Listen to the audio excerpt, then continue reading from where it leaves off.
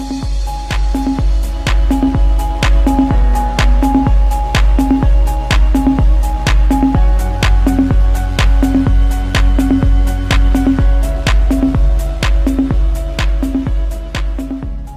name is Sara Minelli. I am a Program Officer at the United Nations Convention to Combat Desertification. In this short video, I will present the reporting requirements related to Strategic Objective 2, 3 and 4 of the 2018-2030 UNCCD Strategic Framework. Let's start with the Strategic Objective 2. This strategic objective deals with the well-being of populations.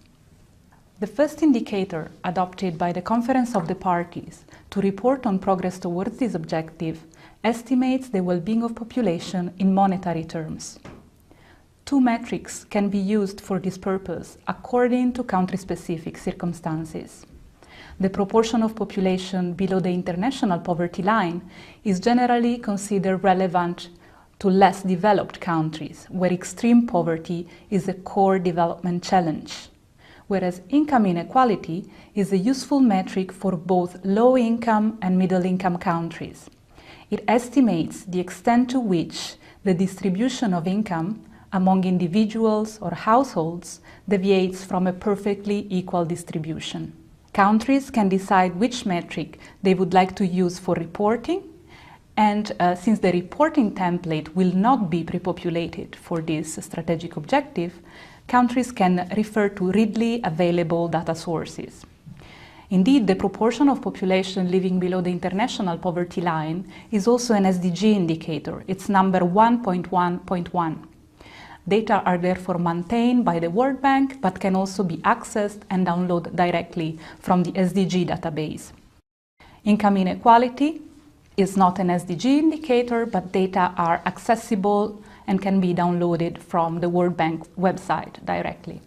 The second indicator adopted by the Conference of the Parties addresses the accessibility, availability and quality of water as a key determinant to human well-being. The WHO-UNICEF Joint Monitoring Programme for Water Supply, Sanitation and Hygiene has produced regular estimates of national, regional and global progress on drinking water since 1990. The proportion of population using safely managed drinking water sources is also an SDG indicator. It's number 6.1.1. And safely managed drinking water is defined as drinking water from an improved water source that is 1, located on premises, 2, available when needed, and 3, free from contamination. Data for this indicator can be accessed directly from the SDG database, where disaggregated estimates for urban and rural populations are available. In the second section of this presentation, I will present the reporting requirements related to Strategic Objective 3. Strategic Objective 3 addresses drought, particularly the need to mitigate, adapt to and manage the effect of drought in order to enhance resilience of vulnerable populations and ecosystems. This strategic objective was newly introduced in the UNCCD 2018-2030 Strategic Framework recently adopted by the Conference of the Parties. As a result, currently there is no progress indicator agreed upon to report on progress towards this objective. Parties requested the Committee on Science and Technology to advise on the establishment of a specific indicator for this objective. Meanwhile, however, parties are encouraged to indicate in their report which drought indicator they are using. For those countries that have not yet determined which indicators to use, the WMO has compiled a handbook of drought indicators and indexes, which provide guidance for the selection of appropriate indicators. This is how the reporting templates look like. Country can list which indicators they are using and can provide a simple qualitative assessment of trends. Strategic Objective 4 addresses the global environmental benefits that can be generated through the implementation of the UNCCD, including biodiversity-related benefits. The metric originally adopted by the Conference of the Parties to track progress towards this objective was the Global Wild Bird Index. However, the UNCCD 2018-2030 Strategic Framework provides for the possibility to review and fine-tune the indicators and associated metrics as necessary, especially in consideration of the indicators adopted for the Sustainable Development Goals by the other Rio Convention or other relevant multilateral environmental agreements. The scope is to improve synergies and avoid duplication. Based on this consideration, it is recommended that the Red List Index be used as metric for reporting. Why the Red List Index? Because this index has also been adopted as SDG Indicator 15.5.1 and is also one of the indicators used to track progress towards the Aichi biodiversity targets under the Convention on Biological Diversity. The Red List Index estimates the change in the extinction risk across groups of species.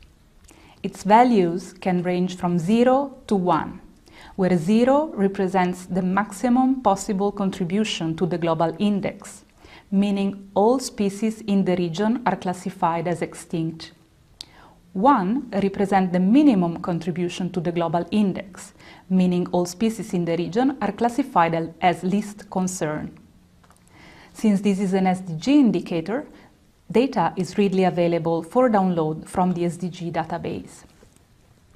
In this fourth and last section of my presentation, I will present complementary information on some additional requirements related to the strategic objective of the 2018-2030 Strategic Framework.